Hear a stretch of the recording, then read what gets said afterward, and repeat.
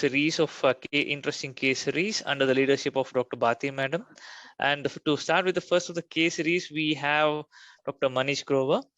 To start with, I'll just give a brief introduction about both our moderator and the speaker for the day today. Though both of them, they require no introduction as a formality and a small token of appreciation. I'd like to begin with the introduction of Dr. Bharti ma'am. Dr. Bharti ma'am, as all of us know, she's the president of the AOI India chapter, and also she's a senior professor and former head department of ENT at JSS Mysore. She also heads head and neck services and cochlear implant program at JSS. She has been the BC Roy awardee and she has been the best teacher, and we are very honored to be part of her many lectures and case workshop demonstrations. Thank you, ma'am, for your wonderful skill sets and for your clinical pearls when you demonstrate the surgical workshops. Thank you, ma'am. And she's been honored with the Lifetime Achievement Award, and she's been the speaker at various national and international forums. She has numerous publications to her credit at both peer-reviewed national and international journals. And also she has been the tech savvy, and she has also been part of the app also, which is called as JSS Ravana app. And she has been instrumental in organized national and southern conferences, workshops, and regularly conducts the cadaver temporal bone and head and neck dissection courses. Ma'am, welcome to this Saturday evening program. Thank you. Thank you. And we have one of our speakers, Dr. Manish Grover sir. He also requires no introduction. He's been the professor of ENT at SMS Medical College, Jaipur. He is also the additional superintendent at SMS Hospital. He is also the nodal officer cochlear implant program. And also he has pioneering a role in starting cochlear implants. He has done more than 600 surgeries to his credit, several publications, more than close to 80 publications in his credit at various journals, and also contributed to many book chapters. He was also authored the textbook of radiology and cochlear implant by Thames Publication as a chief editor as well. He has received numerous awards, including the State Level Merit Award by the Honorable Chief Minister of Rajasthan, Vasundhara Raje Singh, on the Independence Day for his exceptional work in the field of ENT. He's also been awarded the Health Minister Government of Mongolia Award for training the surgeons in cochlear implants, thyroid, parathyroid, and endoscopic sinus surgeries. So welcome you, and over to Bharti Madam to proceed with the interesting case series. Thank you, ma'am. Good evening, friends. I welcome you all to this academic platform of Microlabs. And just now we finished Deepavali. And where Deepavali has got two things for ENT surgeons. One is noise pollution and another one is air pollution. So we were just discussing with Sureka, and then I said, okay, we'll have a series, something on like hearing loss, because of the Deepavali we had close by.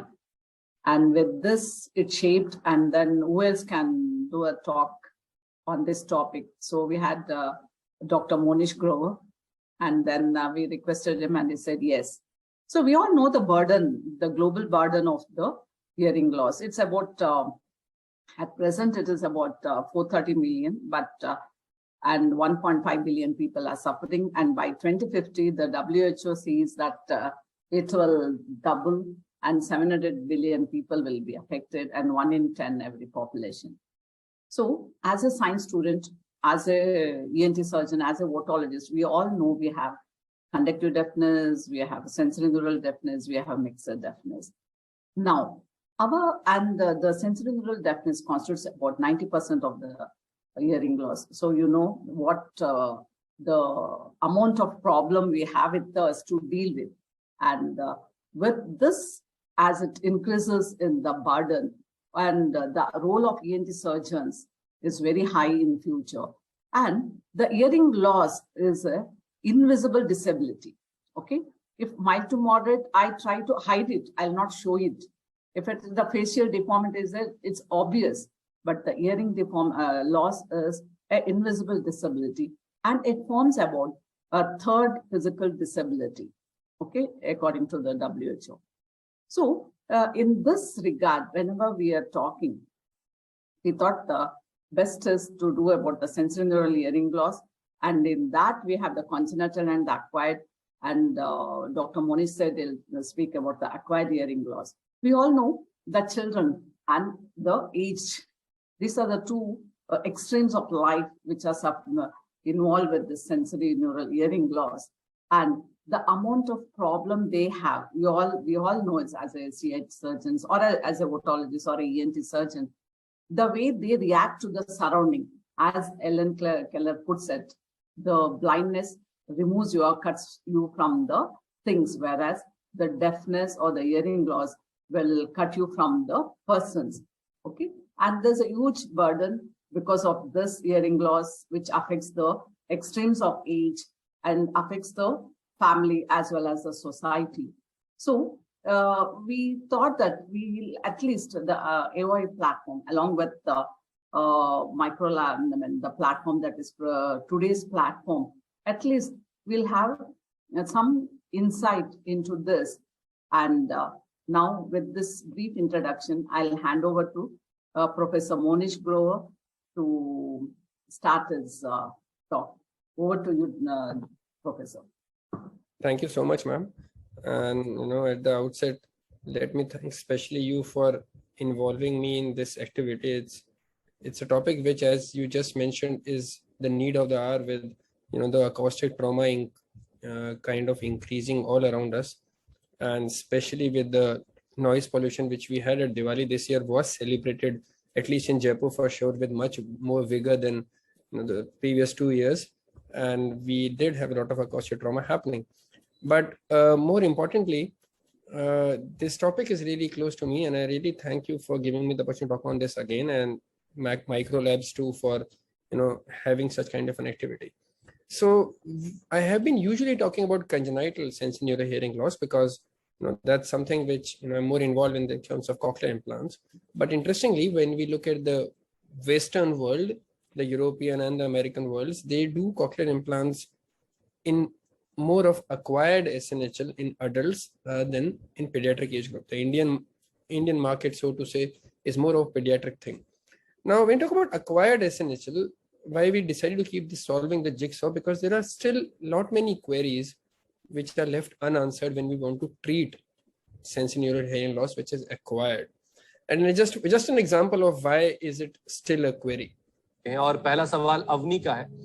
उनकी माताजी को दोनों कानों से बहुत कम सुनाई दे रहा है। डॉक्टर्स ने ऑपरेशन की सलाह दे दी है, तो क्या उनकी माताजी के कान ठीक हो सकते हैं ऑपरेशन के बगैर?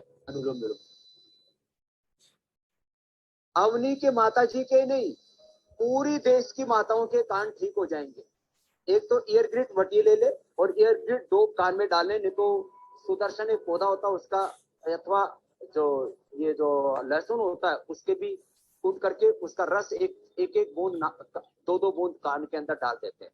और ईयर ग्रिड बहुत जबरदस्त है। अनुलोम विलोम जो कर रहे हैं मेरे साथ है हमारे सैनिक भाई, ये So what's really happening is, I respect this person very much. It's not that I'm going against this person, but when talk about the particular caller who called up and asked about hearing loss treatment for her mother, and you're asking some garlic drops to be put in the ear, and that's still going on, and that's why probably we need to discuss this topic, and that's why we are here. Now let's look at a few examples of cases which present to us in our day-to-day OPDs, right? Now, this is a 57-year-old male, and working in a ball bearing factory, and he's a politician, right? And he is a diabetic but good controlled sugars, presenting to us, let's assume, with the left-sided hearing loss for last 3 days, and this is the the audiogram which he has brought with him. Then he also complains of tinnitus and intermittent dizziness.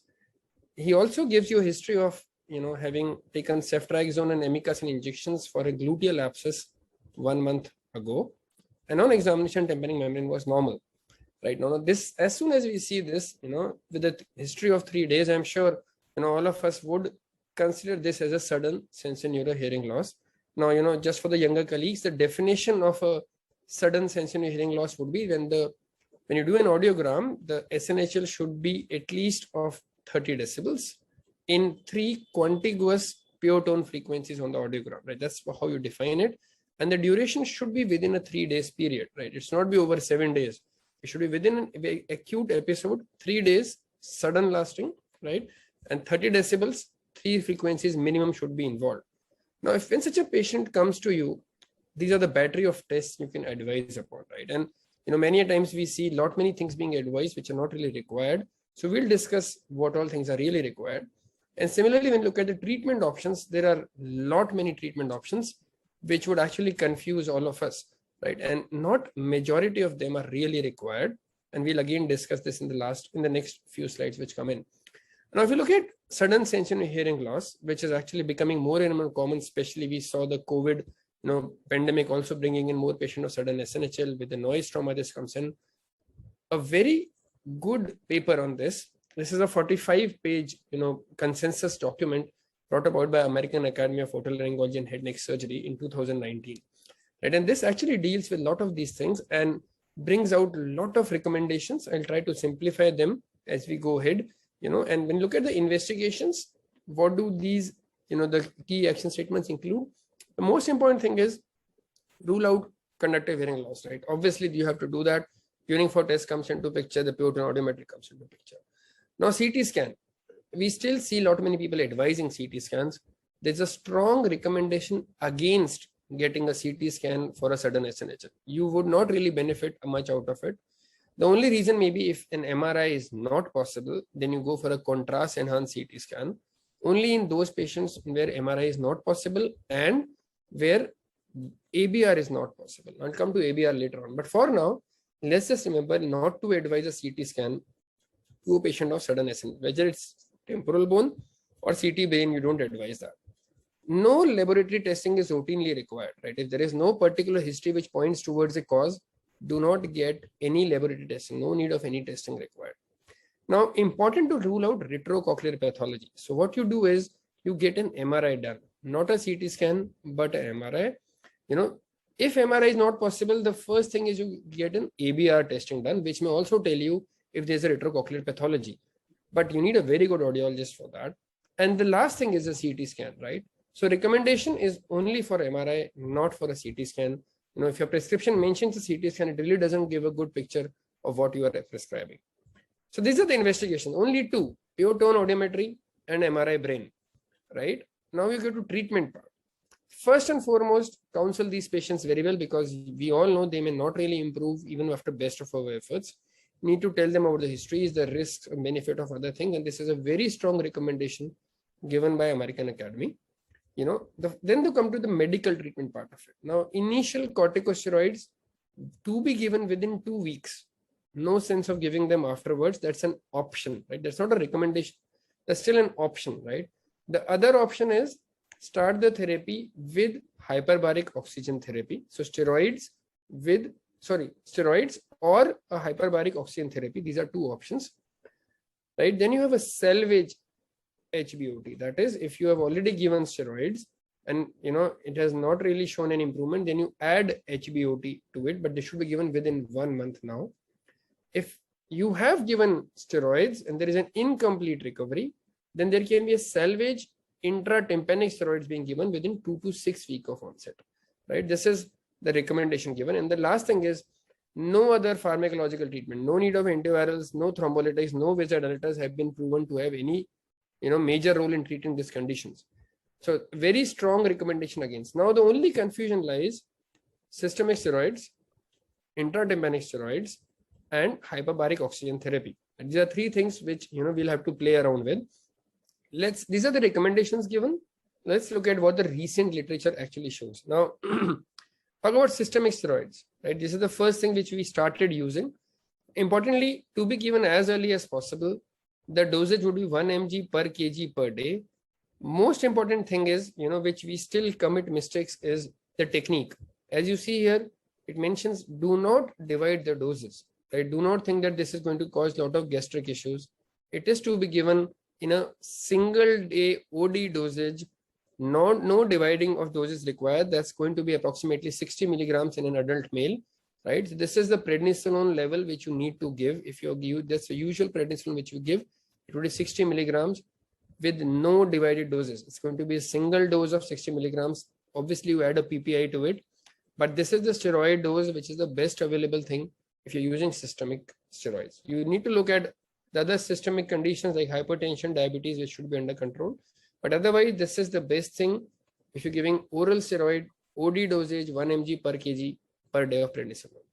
Now, just to mention one of the papers, though all papers actually are in favor of this. Important thing again, this paper mentions is this is a 2022 paper, so very recent publication. If the dosage is above 50 decibel, they found good statistical improvement. If it was less than 50 milligrams, the hearing loss improvement was not significant. So minimum dosage for an adult male would be 50 milligrams. Don't go below that, right? It has to be a single dose, OD dosage, 50 milligram being the minimum one, right?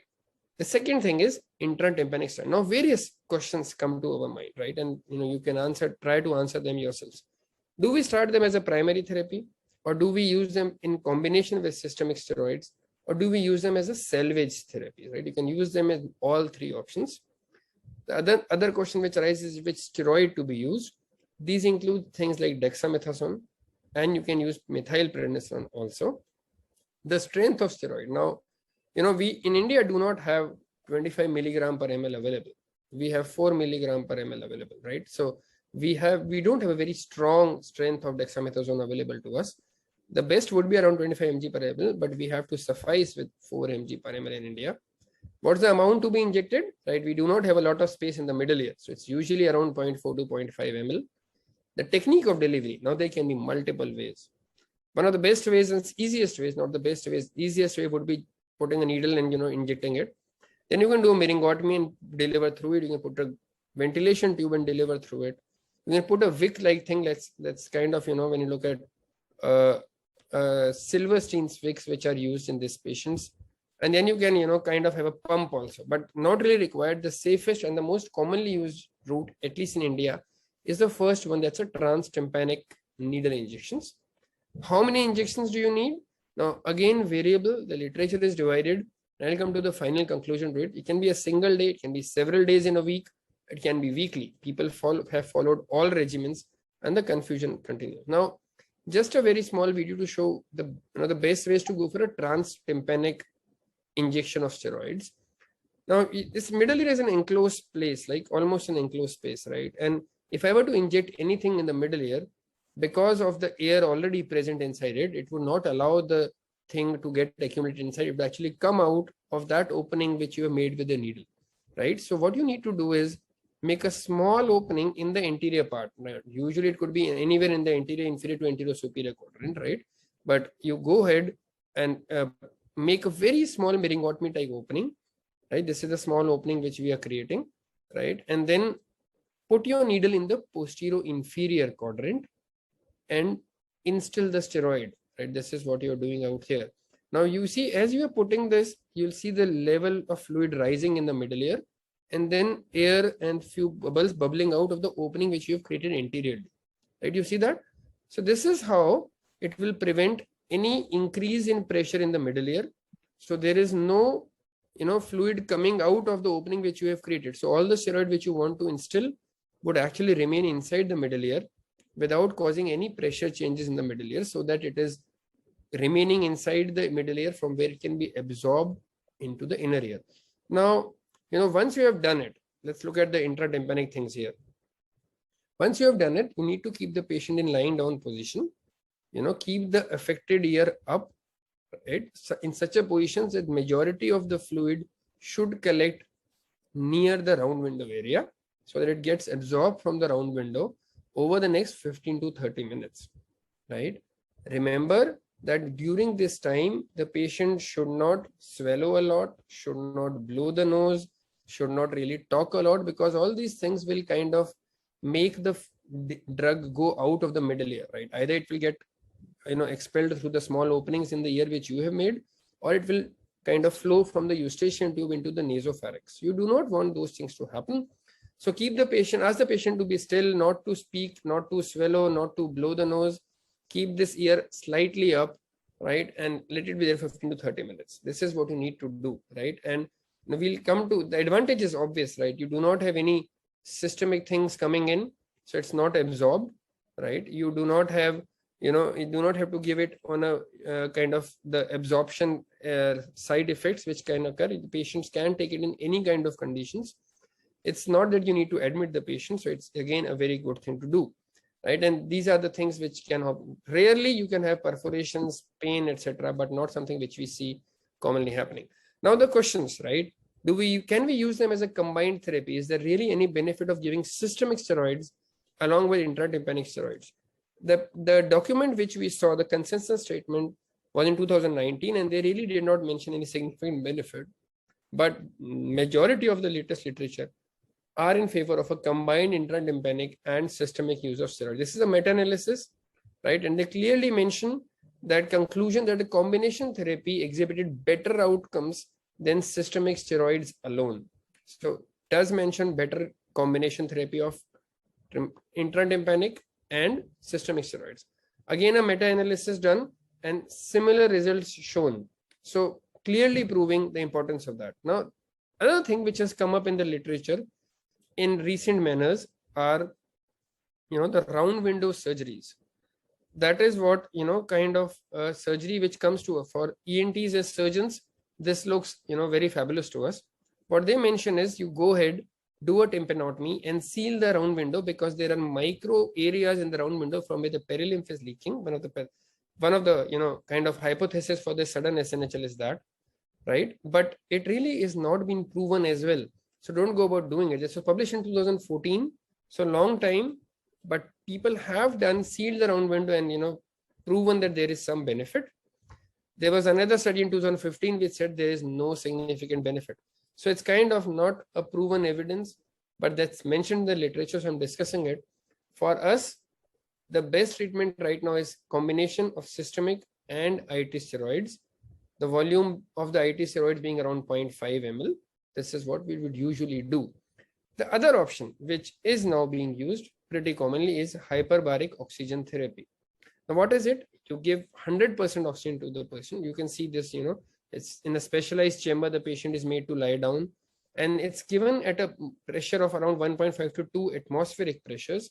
So you give more oxygen to various cells in the body, especially the ones which are ischemic. So you can actually use it in diabetic foot, gangrenes, and in case of sudden SNHL where the cochlea is probably having lesser blood supply, you can give oxygen and try to improve upon that. Now, there have been guidelines on this which come from the Underseas and Hyperbaric Medical Society. It says that within 2 weeks, if you use it within steroids, it is very good. If you use it within 2 to 4 weeks, it's only an adjunctive role that you will have. Now, does hyperbaric oxygen, when you give a treatment sooner and longer, is it really better? Important conclusions. And I really, when I was preparing this talk, I learned this because, the hyperbaric oxygen therapy, which is sometimes given to my patients, includes 12 sittings, right? And this paper clearly mentions that the improvement of hyperbaric oxygen therapy was significant after 1 to 5 sessions, right? This is very clear. Further adding more hyperbaric oxygen to 6 to 10 sessions, no further improvement was found, right? So many times the patients come back to me that we have improved, but we have taken only 7 therapies. Do I go ahead and complete the 12 therapy course? Not really something which would be recommended as per this, right? As per this paper, at least 5 sessions are good enough. And I would really start doing that myself now, maybe stop them at 5 sessions and be happy if they have really improved till then. And as we discussed earlier, COVID-19 brought about, a major upsurge in this, maybe because of the coagulopathies which COVID-19 is, associated with and leading to ischemic changes in the cochlea. And to the extent that we also had a systematic review, which actually mentioned that the treatment remains same. However, the prognosis is not that good, right? So that's what we need to remember about this. Now, that was about, using systemic steroids and intradympanic steroids and hyperbaric oxygens, right? Now, let's assume the same patient, when he comes to you, you realize that the patient is actually not improving, and the patient also had these 2 issues. Now, one of the major issues was obviously noise exposure. Treatment would remain same other than maybe asking them to avoid noise. The issue which comes is amikacin. Now, amikacin, we all know, is autotoxic, right? But it was given a month ago. Is it really, a case of autotoxicity here? For me, usually amikacin would be giving autotoxic effects within the time frame of when it is being given to the patient. That's what my usual belief about it is. Now let's read about what it really goes. What exactly is it? The definition of ototoxicity by the American Speech and Hearing Association is more than 20 decibel loss in at least one frequency, or more than 10 decibel loss in two frequencies, two adjacent or contiguous frequencies, and a loss of response at three consecutive frequencies. Now, any of these three, they would actually be considering it as ototoxicity, right? For us, the more important part, I'm going to read this line. Amino glycosides are cleared from inner ear fluids very slowly, and hearing loss has been reported even up to 6 months of cessation of amikacin. So it's not that it's going to, hearing loss is going to happen when the patient is on amikacin. It can happen even 1 month, 3 months after the amikacin has been given. So this particular patient which we talked about, this gentleman may actually be having ototoxicity issues also, and that's what we need to remember out there, right? So, and can we predict which patients land up with amino glycosid? In fact, my colleague during my post-graduation, Dr. Vikas Gupta, who is presently named Bhopal, did a study on the similar patterns of mitochondrial mutations. And he did not find a lot of these mutations in Indian setup. And probably that's why we get away with majority of our patients still being normal despite being on amikacin, but you never know. So you have to take care that all these people should be carefully monitored, and care should be taken to decrease ototoxicities wherever required. Especially we being in ENT surgeons, we should take care that, if you're giving amikacin for any abscess or anything, be careful. So there are studies which say twice a day regimen of amikacin is better, or once a day is better. So they have come out that once a day is probably better than a twice a day regimen. Not really proven very well, but that's a kind of hypothesis which has worked out, right? The risk is, we need to remember the risk is proportional to the dose and duration. It is more in extremes of age, and especially those with renal dysfunction. Importantly, ask the patient to avoid noise exposure for at least 6 months after amino glycosides, right? Because it's kind of a complementary role which both these things can play. And avoid a concurrent exposure to other autocysts. That's obvious. Now, what's the role of N-acetylcysteine? That's an interesting thing which has come up. N-acetylcysteine, and that's been there for quite some time now. It has been proven that it is safe as well as efficacious to prevent amino glycoside-induced ototoxicity. So if I were to put it, the NAC, when co-administered with amino glycosides, it really helps in preventing, kind of ototoxicity, especially when this is being used for MDR-TB. So N-acetylcysteine is probably something which we can give to our patients, especially in those where hearing is, already compromised or 1 year is working. So at least in those patients, we can start giving N-acetylcysteine. Also, at the same time, we need to realize that we need to do good audiological monitoring when you're giving amino glycosides. One is the baseline before you start the medicine. Then you do a weekly or bi-weekly testing depending on the patient's symptomatology. And even after when you have stopped amikacin, it should be monitored at 3 months and 6 months. Do I do that personally? No, I don't do that personally, right? I still do not follow it. But, once we read these things, we start realizing that it's better off that we start following these, because these are some things which at least we should follow. It's only then when we start following that the world will start doing it too. So importantly, baseline before starting, weekly or bi-weekly, and then at 3 months and 6 months. So at least, let's start doing it, and we may find a mild sensorineural hearing loss happening in a few of our patients. Let's assume this particular patient whom we tried, systemic steroids, IT steroids, etc., did not improve. In fact, went on to deteriorate. And this is the audiogram which he brings to you after 3 months. And you were happy that you told the patient the natural history of this disease. So the patient is not complaining, but he's just sad about it, that nothing has worked out for him. You got an MRI which did not show any CP angle tumors, no brain tumors, so you are happy that nothing to be done. Now, what are the options which this patient has? We realized that this patient was a politician. He's the owner of a ball bearing factory, so it's a very active lifestyle. What are the options? One of the best options, especially in Indian setup, is counseling, reassurance, and follow. That 1 year is good enough, don't do anything, which majority patients would really follow. And that's something which I would do with majority of my patients too. But a patient who has an active lifestyle may not really be happy with that. So the options which come up are cross. Cross is a kind of a hearing device which does cross routing of signals, right? CROS, from one ear to the other ear, and the patient can then hear from the opposite side. The newer things which are coming up are bone conduction implants. However, you cannot, be very happy with majority of these with very profound kind of a loss. The best thing which probably is working out now is a cochlear implant. Now, have I done a cochlear implant on a patient with sudden SNHL? No, I have not, right? I would do I would do it on a patient who has a very active lifestyle with some tinnitus. I've done it with asymmetric hearing loss, right? Maybe mild to moderate in one ear and a profound in other ear. So I would operate on the profound ear. I've done on those cases, but never on a patient with a normal hearing in one ear and a profound loss in one ear.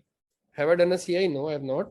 People have done it worldwide. In fact, it's being done day in, day out in Europe and US. In India, majorly in South India, it's being done very commonly. I know a few of my friends and teachers who have done that.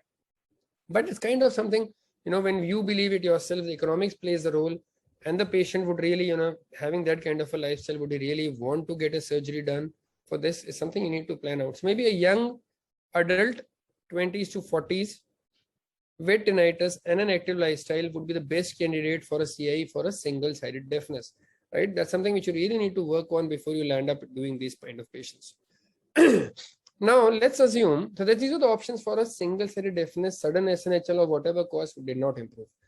Let's assume the first time the patient came to your audiologist did not pay attention to the right ear very well. You got an audiogram repeated, and this is what it shows right now. Now, we often see patients in their middle age, coming to us with this kind of a hearing loss. I would expect the presbyacusis, you would have this kind of a thing happening. But a patient in middle age, when you have this, it's kind of a pain to see them. And you don't have answers. Maybe it's kind of a progressive hearing loss sometimes. These are the patients you need to work upon, work out for their autoimmune inner ear diseases, right? Now, what is this? This is usually seen in middle age. There are symptoms of mild tinnitus, progressive hearing loss, no family history. Usually, there can be a family history though, but not on the extremes of ages, no history of any other issues like autotoxicity or anything. And this is when you start thinking of an autoimmune inner ear disease. And for these are the patients you need to really check in, get their ESR at least done, right? What I do in these patients is, if I have a middle-aged patient, right, anywhere between 20 to 40, 50, get an ESR done, right? Because if that is high, you start looking for other causes, the real cause behind autoimmune disease. And, if that is there, you need to put these patients on a low dose steroid for a very long duration. And these are known to at least prevent their progression and many times improve also. If that fails, you can go to the second line. Now, majority of times steroids are good enough. I have tried it in very few patients, but yes, if it's only, I tried only in those patients where the ESR levels are really high. If that doesn't work out, then only do I go for a cytotoxic agents like cyclophosphamide. I've never tried those myself, but literature does mention it. Have I done other options? No other treatment other than cochlear implants. So I've done cochlear implants for autoimmune inner ear diseases, who have not improved with kind of steroids. But these are good patients to operate upon. We need to know that there can be an acquired hearing loss because of various kind of these problems which come up, and then doing a cochlear implant would really help because they already have a good hearing and speech center development in their brain. And once they get an input by any mechanism, if it's not a profound loss, give a hearing aid. If it's kind of a severe to profound loss, not improve with hearing aids, go for a cochlear implant. These patients do really well. And this is a life changer for many of these patients. So do not be afraid of giving steroids. You just need to be sure as to what kind of thing which you need to use, whether systemic or intratympanic. And then you go about planning and doing a thing like cochlear implant. Now I'm going to show a video. I love this video because this is a video which shows the emotions of such kind of patients. This patient lost her hearing. She's a young mother, and she lost her hearing and in both the ears. And we kind of tried everything to help her out. We couldn't. And then she landed up getting a bilateral cochlear implant done. And then, this is the time when we switched on the implant. This is just a brief history with the patient and the family members mention, and that moment when this implant is being switched on. So let's just see, and the kind of emotions which flowed when you give somebody the hearing back. पहले तो हम खूब खेलते थे, खूब बातें करते थे, हर चीज में वो इन्वॉल्व रहती थी, लेकिन जैसे ही हियरिंग लॉस हुआ वो एकदम से सेग्रीगेट टाइप हो गई। मुझे ये शर्म नहीं आती थी कि मैं सुन नहीं सकती, मुझे फील होता था कि मैं सुन नहीं सकती तो मैं जा नहीं सकती। उन्हें भी ऐसा कुछ नहीं था सुन नहीं पाती, तो उन्होंने बहुत सपोर्ट किया। वो मुझे डेली लेके जाते कहीं भी कि नहीं चलो घूम के ही आते हैं थोड़ा सा, तो पूरे दिन घर में रहती हूँ। I think one of the best aspects of all this was that especially your husband had a lot of trust, and that's what made everything more comfortable. All right, here's the big moment. दिमाग में था कि जो बाहर लगेगी उससे सुनाई दे ना दे, था थोड़ा सा, लेकिन You're listening? Tora. Yes, आप बोले yes, मुझे समझ। Very good. That's a very positive word to start off with. Yes. You make me cry now. That's not fair. You must feel beautiful, yeah? कितना अच्छा लग रहा है ना? कितना अच्छा लग रहा है ना?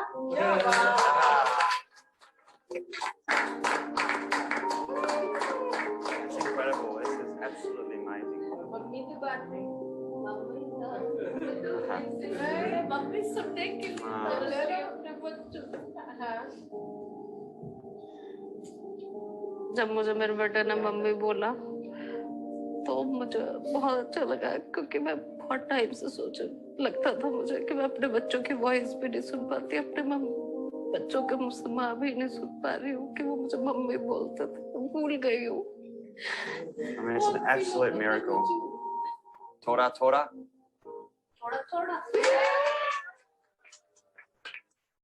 जो सब छूट गया है वापस से करना है, वापस सब लोगों के बीच में जाना, पूरा समाज के। So these are the emotions, when you treat a patient with sensory hearing loss by anything, right?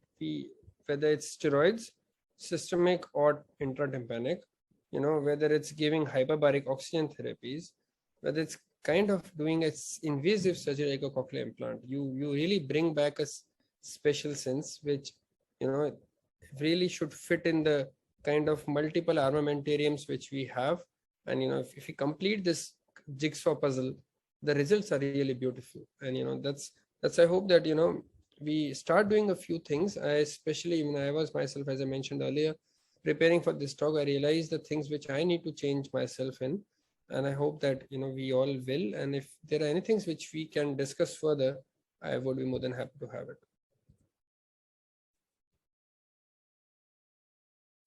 Over to you, ma'am. Thank you, Dr. Monish. It was an excellent presentation and very informative. And Thank you. we'll just take the questions now. Yes, if any, we can discuss that. That is from, I think, Raghunandan. A young patient presenting with sudden onset SNHL after 2 weeks. What advice can be given? Should we advise for surgical management? Okay, interesting. Now, you see, even if it is after 2 weeks, that's kind of a treatment up to 4 weeks, 4 to 6 weeks, in fact, which you can actually give steroids with a very, kind of a guarded prognosis to it. Now, if it doesn't improve by 3 months, only then you plan for a cochlear implant, right? Not a surgical. Before that, give a hearing aid, right? You don't want to do a surgical intervention.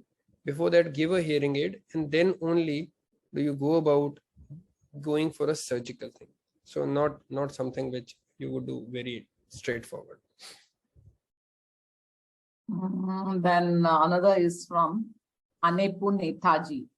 Yep. Can deflazacort used in place of methylprednisolone? Okay, interesting question. Now, deflazacort is coming up very well in today's era, especially because it's considered to be a safer steroid than methylpred and even prednisolone and methylpred. No literature classically mentions it, but yes, you can definitely use it. I have used it in my own practice too, and I've been pretty happy with it. The only thing is you need to remember the dosage.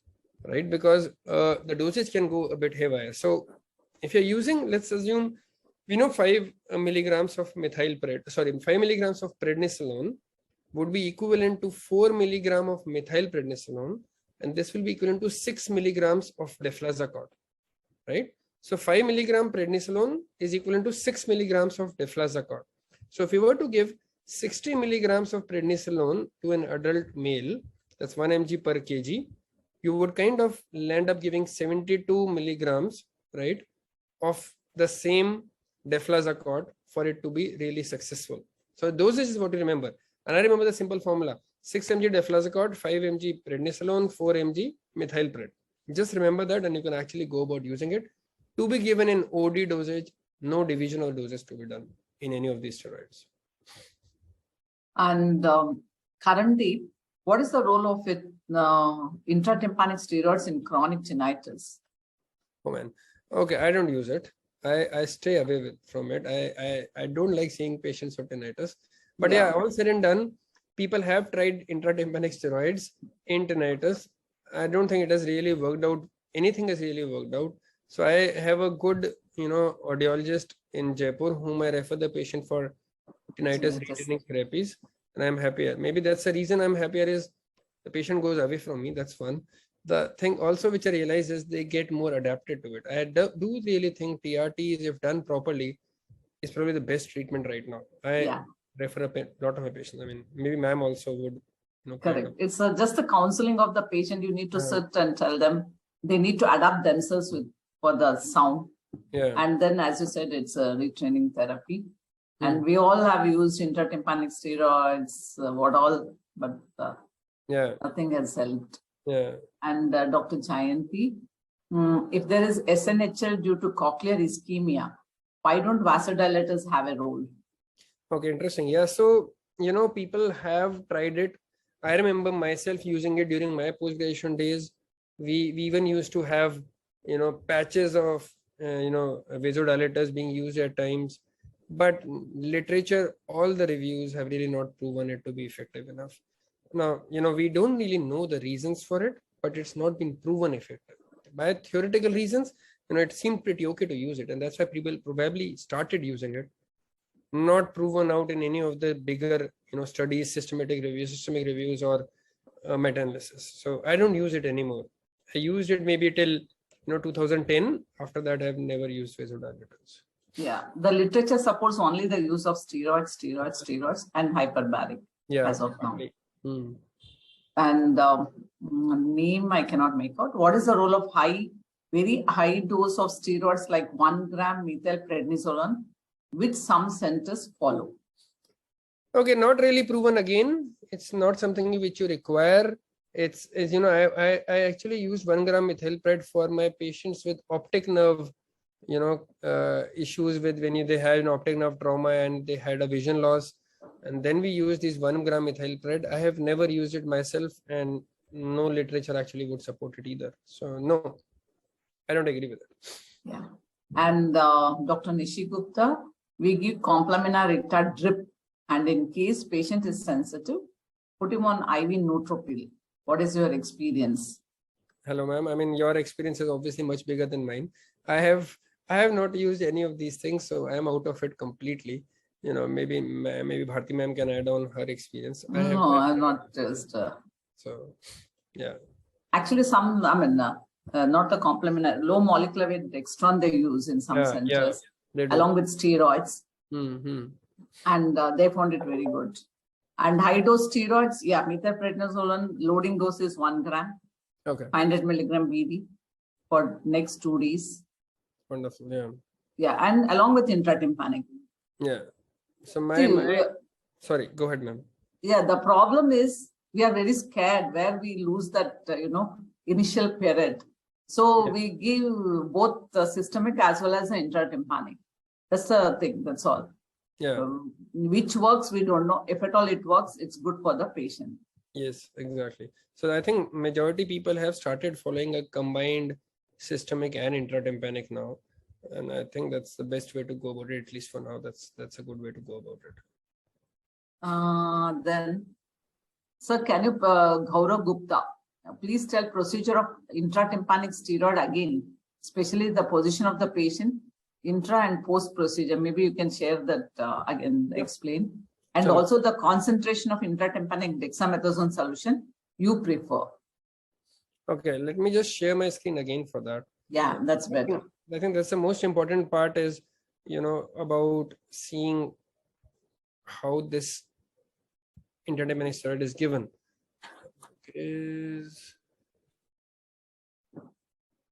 So, this is your tympanic membrane, that's your anterior part, that's your posterior part.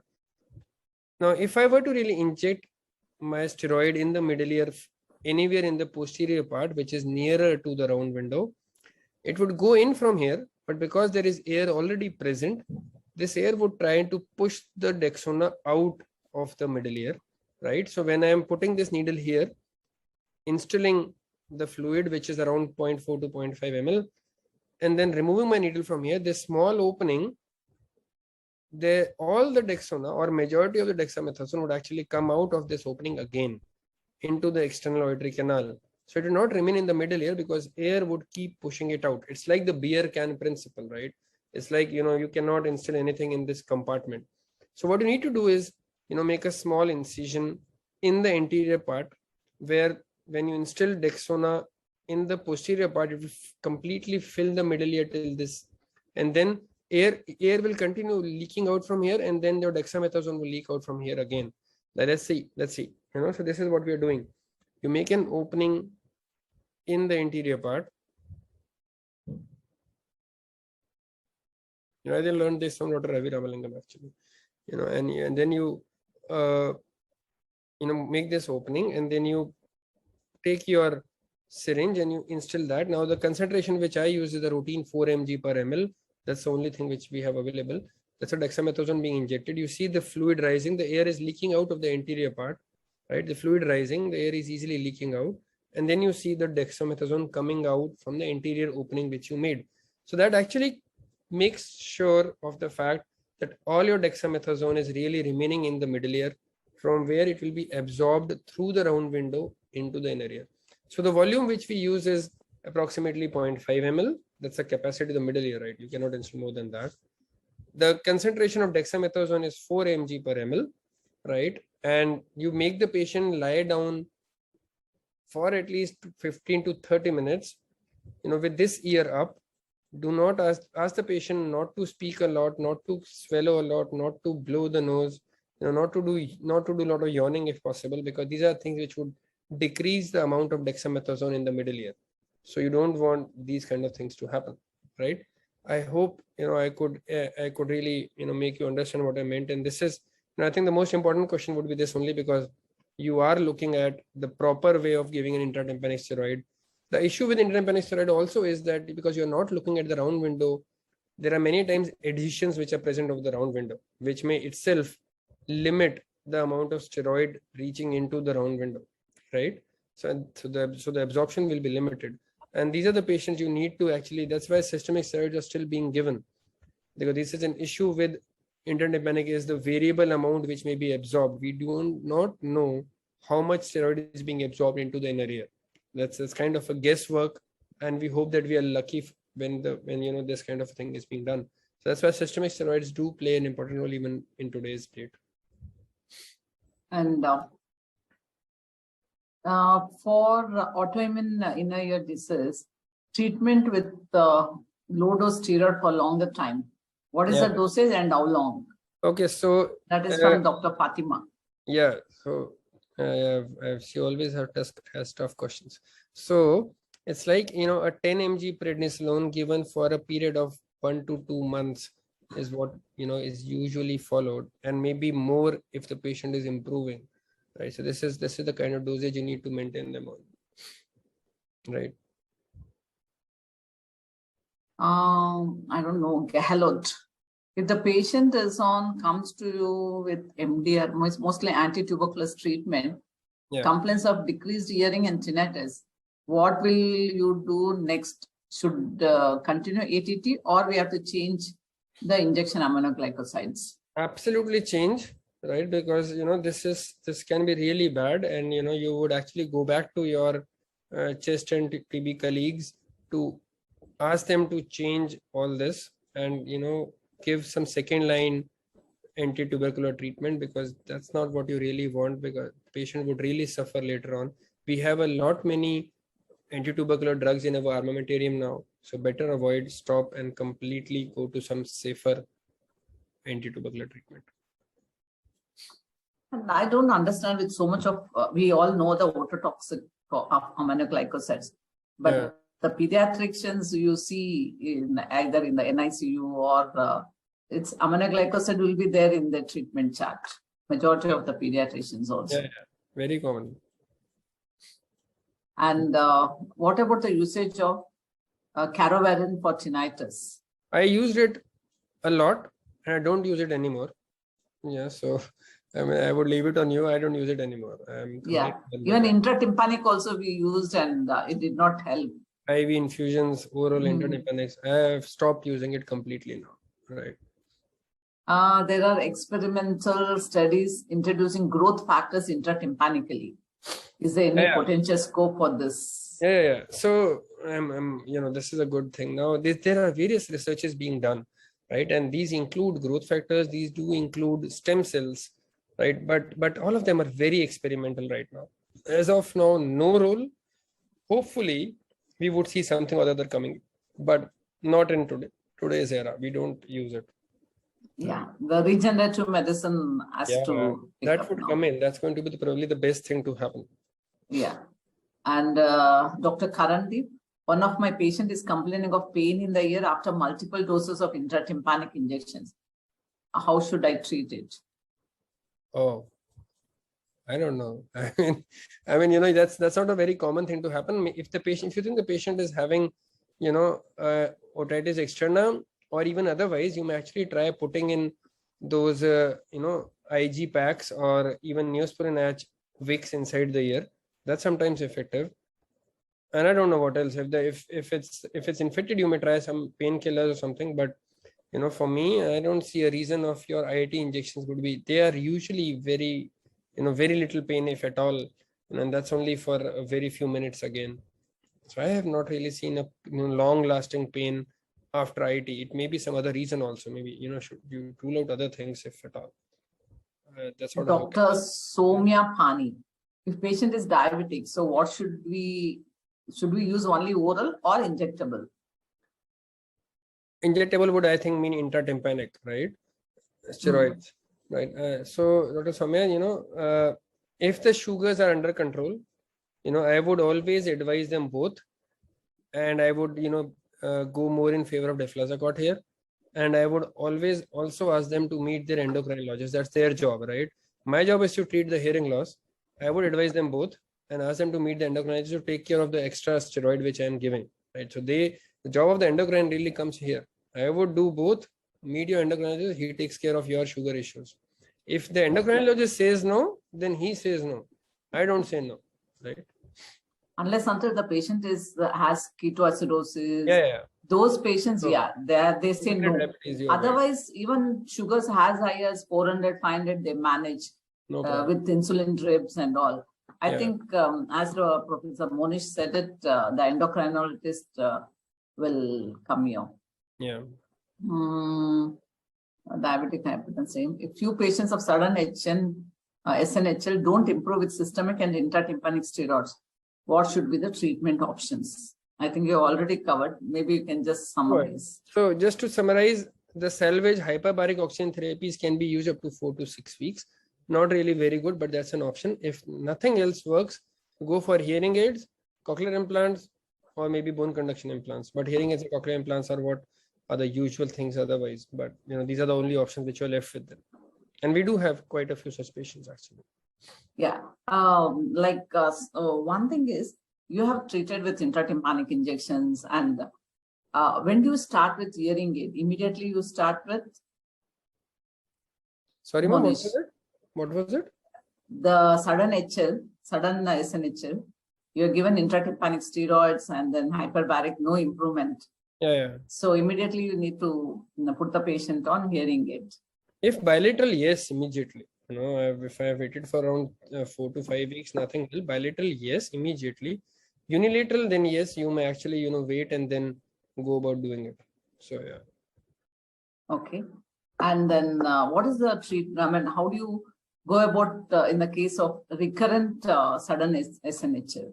Yeah, important. I think we skipped on that. If there is a recurrent sudden SNH, we really need to look at a cause which can be, related to this. It can be idiopathic even now, but when you look for other causes, get your MRI done very well. Look out for autoimmune inner ear diseases. Look out for other things like syphilis, which can be the rare causes which may happen, right? So look for a cause.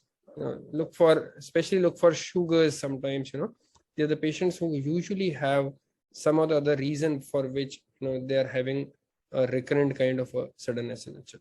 That's what I would do. Okay. So one more add-on, like as you said, Monish, the patient who is on autotoxic drugs, the follow-up. Yeah. If at all they cannot come, you have to counsel the patient. They can do the testing at home only with the mobile apps. Absolutely. So they can use my JSH or any other apps are there. So many apps are there. Yeah. So I think we need to, that's what we are doing. The physician should know that there are so many mobile apps to test their hearing, especially the patient who is on diabetic, non-diabetic. Like every year they go test their vision. At least at home they can test their hearing. And the patient on autotoxic, especially the anti-malignant drugs, all those, whatever the thing. Yeah. And I think any other questions, Dr. Krishna? Okay, Dattatri is asking, he's from Mysore. Can you get a high dose of Dexona compounded in India? I don't know. I've tried to get it. Mumbai, it was, in some of, that's what I came to know. Wonderful. Yeah. So if you can get a hold of it, I couldn't ever, maybe I'll travel to Mumbai I have to come to Mumbai anyhow to meet ma'am. So I might get it from Mumbai for myself. Well, there's one more question coming in from Dr. Raghuraman. Yeah. Anything specific to look into MRI in a year? That is a question. Okay, interesting. So the reason why we are getting this MRI is basically to rule out any CP angle tumors, right? That's the basic reason. Look at the internal acoustic canal. Look out for very small tumors in the internal auditory canal. Look at the CP angle per se if you are seeing any tumor there. Then you look for any ischemic changes which may be happening in the brain, right? So these are the two major things which you're looking at.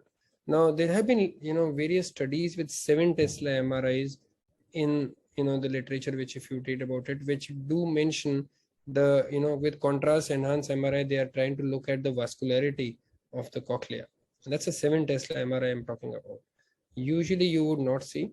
You would actually it's also mentioned sometimes that you may see some inflammation of the cochlear nerve when you see that it is enhancing, but again very theoretical, and not that it would change a lot of things for you. The major things which you want to rule out is a retrocochlear pathology, and that would be looking for any CP angle tumors which may be the cause for a sudden SNHL. So 10% of CP angle tumors present with sudden SNHL, right? This is the only issue which may happen.